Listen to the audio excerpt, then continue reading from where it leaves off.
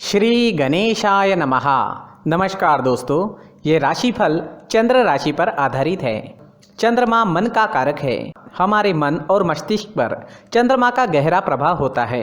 हमारे रोज के जीवन में चंद्रमा की वजह से हम काफ़ी बदलाव महसूस करते हैं और आज आपकी कुंडली में चंद्रमा की पोजीशन काफ़ी अच्छी है।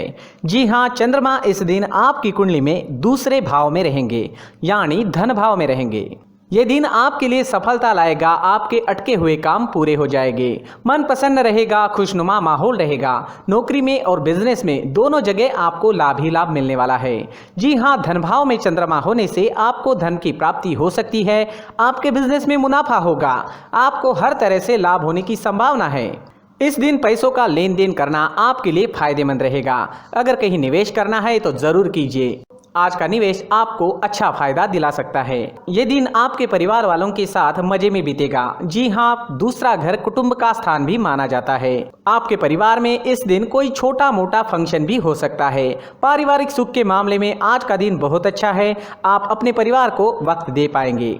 अगर इस दिन आप थोड़ा वक्त निकाल सके अपने परिवार के लिए तो परिवार के साथ एंजॉय करें, घूमने फिरने जाए तो बहुत अच्छा रहेगा। सेकंड हाउस आपके कुटुंब से, परिवार से और धन से जुड़ा हुआ है। ग्रहों की पोजीशन आपके ही फेवर में होने के कारण पारिवारिक व धन के मामले में काफ़ी लाभ मिलने वाला है। अगर किसी से मनमुटाव या तकरार है तो आज रिश्ते अच्छे बनेंगे। बिजनेस में मुनाफा व धन प्राप्ति के मौके मिलेंगे। धन प्राप्ति के नए नए रास्ते भी इस समय में मिल सकते हैं। स्टूडेंट्स के लिए भी ये समय बहुत अच्छा रहने वाला है। स्टूडेंट्स इस दिन अच्छी एकाग्रता से पढ़ाई कर पाएंगे। पढ़ाई करने में मन भी लगेगा। विद्यार्थियों को आज अपने फ्यूचर के लिए प्लानिंग करना अच्छा रहेगा। जी हाँ, अपने फ्यूचर के लिए प्लानिंग करने के लिए ये दिन बहुत बढ़िया है। प्लानिंग जरूर करें। अगर कोई एग्जाम है, किसी कॉम्पिटिटिव एग्जाम की तैयारी में जुटे हैं तो समय आपके साथ है, बिल्कुल चिंता ना करें। विदेश जाने के मौके भी इस समय में आपको मिल सकते हैं या विदेश से धन कमाने के मौके भी इस समय में आपको मिल सकते हैं, तो मौकों का फायदा जरूर उठाएं।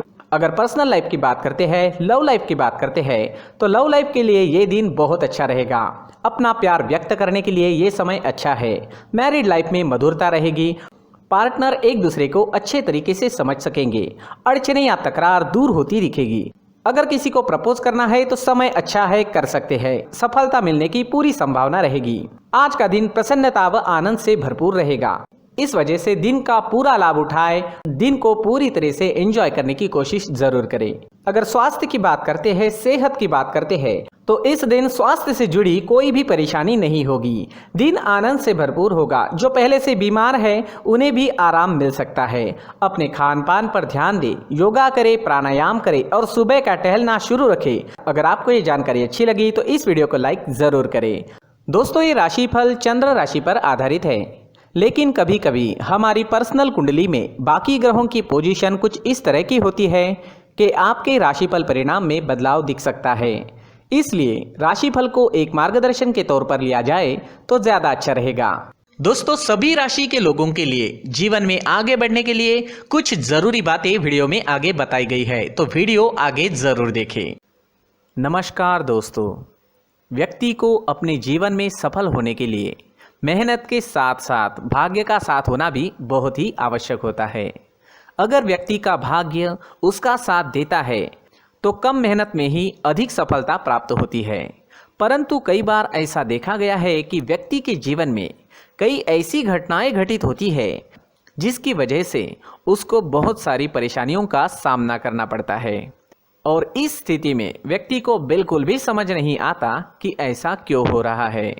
दरअसल आपके घर में ही कुछ ऐसी चीजें होती है जो हमारे भाग्य को प्रभावित करती है, हमारे जीवन को प्रभावित करती है और उन चीज़ों के आसपास होते हुए भी हमें वो चीज़ें नज़र नहीं आती। वह चीज़ें हमारे चारों तरफ एक अजीब सा घेरा बनाकर रखती है, परंतु हम उसको नहीं देख पाते। इन चीज़ों से हमारे घर में और हमारे जीवन में नकारात्मकता फैलती है, जिसकी वजह से हमें नुकसान उठाना पड़ता है, जिसकी वजह से हमें भारी नुकसान उठाना पड़ता है। हम पूरी तरह से कंगाल हो सकते हैं। हम सोचते हैं हमारे जीवन में हमारी ग्रोथ नहीं हो रही है, लेकिन हम इन चीज़ों पर ध्यान नहीं देते। तो दोस्तों, इन चीज़ों पर ध्यान देना ज़रूरी है और वो चीज़ें अब मैं आपको बताने जा रहा हूँ। अगर आप कहीं बाहर से आते हैं और अपने जूते चप्पल इधर उधर कहीं भी उतार देते हैं तो ये अशुभ होता है, क्योंकि इधर उधर जूते चप्पल उतारने की आदत की वजह से आपको अपने जीवन में आगे बढ़ने में रुकावटें उत्पन्न होती है। इससे उन्नति में बाधा आती है। इसलिए आप अपने जूते चप्पलों को उनकी जगह पर ठीक प्रकार से रखें। दोस्तों, काफ़ी लोगों को इस तरह की आदत होती है, कहीं से भी बाहर से आते हैं, कहीं भी जूते चप्पल फेंक देते हैं, कहीं पर भी उतार देते हैं। कुछ लोग तो घर के एंट्री के मेन डोर के सामने ही जूते या चप्पल डायरेक्टली उतार देते हैं। ये तो बहुत ही गलत है। साथ ही कुछ लोग जूते चप्पल उल्टे रख देते हैं, उस पर ध्यान नहीं देते। लेकिन इन चीज़ों पर ध्यान देना बहुत ज़रूरी होता है और जूते चप्पल हमारे जीवन को बहुत ज़्यादा प्रभावित करते हैं। दोस्तों, ध्यान रखें, जूते चप्पल हमेशा साफ सुथरे रखें और उनको उनकी जगह पर रखें। उनके लिए एक स्थान बनाएं, उस स्थान पर रखें। अगर कोई व्यवस्था उनके लिए की है तो बहुत ही अच्छी बात है, वहां पर उन्हें रखें, साफ सुथरा रखें। जूते चप्पलों को उनकी जगह पर कुछ इस तरह से रखें कि वो देखने में भी अच्छी लगे। अगर वो चीज़ें देखने में अच्छी लग रही है तो फिर उनसे निगेटिव एनर्जी उत्पन्न होने की संभावना बिल्कुल भी नहीं रहेगी। तो दोस्तों, इस बात का ध्यान ज़रूर रखें। साथ ही दोस्तों, एक और बात है जिस पर आपको ध्यान देना बहुत ज़रूरी होता है। हमारे घर के छत के ऊपर जिन चीज़ों का हमें काम नहीं होता है उन्हें हम घर के छत के ऊपर रख देते हैं। ऐसा करते करते देखेंगे तो घर के छत के ऊपर कबाड़ जमा दिखता है। जी हाँ, जो चीज़ें हमें लगता है आगे जाके हमारे काम में आ सकती है वो हम घर के ऊपर रख देते हैं। लेकिन वो चीज़ें तो काम में नहीं आती, हमारे जीवन पर वो चीज़ें बहुत ही गहरा निगेटिव इफेक्ट डालती है। इसलिए हमारे घर के ऊपर का जो भी एरिया है वो पूरी तरह से साफ सुथरा रखें। जी हाँ, साफ सुथरा रखना है और एक भी बिना काम की चीज़ हमारे घर के ऊपर नहीं रखनी है। दोस्तों, नहीं तो हम जीवन में मेहनत करते ही रहेंगे और हम जितना पा सकते हैं उतना नहीं पा सकेंगे, क्योंकि ये चीज़ें हमें कहीं ना कहीं हमारे जीवन में पीछे रखेगी। इस वजह से घर के छत को पूरी तरह से साफ रखें, पूरी तरह से साफ सुथरा रखें, क्लीन रखें। साथ ही दोस्तों, हम हमेशा देखते हैं घर के ऊपर जाने के लिए जो सीढ़ियां हैं, उन सीढ़ियों के नीचे जो जगह होती है वहां पर सामान हमेशा रख दिया जाता है। वो जगह ही ऐसी है कि सामान को खींची लेती है। वहां पर आपको कुछ ना कुछ सामान मिलेगा ही। जिन लोगों को पता नहीं है उनके घर आपको सामान मिलेगा ही, लेकिन जिन्हें पता है वो लोग हमेशा सीढ़ियों के नीचे की जगह साफ सुथरी रखते हैं और एक भी चीज़ वहाँ पर आपको नहीं मिलेगी। क्योंकि अगर हम सीढ़ियों के नीचे सामान रखते हैं तो हमारी उन्नति होना बहुत ही मुश्किल है। जी हाँ, सीढ़ियों के नीचे कूड़ा कचरा कबाड़ अगर हम जमा करके रखते हैं, कोई भी सामान रख देते हैं, तो उस वजह से माँ लक्ष्मी हम पर प्रसन्न नहीं होती। माँ लक्ष्मी हमारे घर में आने की संभावना बहुत ज़्यादा कम हो जाती है। तो दोस्तों, इन चीज़ों पर ध्यान रखें। हमारे घर की जो सीढ़ियाँ होती है उनके नीचे की जगह हमेशा साफ सुथरी रखें, क्लीन रखें।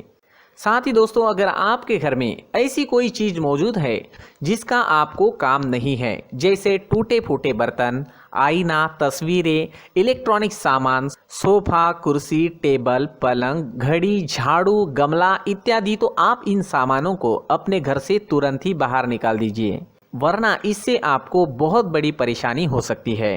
आपको ये चीज़ें कंगाल बना सकती है। तो घर में ऐसी चीज़ों का मौजूद होना शुभ नहीं माना गया है। इससे धन की देवी माता लक्ष्मी जी का प्रवेश घर में नहीं होता है। इन चीज़ों से आपके घर में नकारात्मक ऊर्जा का संचार होता है और जिस वजह से व्यक्ति को मानसिक समस्याओं का सामना भी करना पड़ता है। व्यक्ति के मन में चिड़चिड़ाहट होती है और छोटी छोटी बातों पर गुस्सा आने लगता है। आप जो भी कार्य करते हैं उसमें आपका मन नहीं लग पाता है।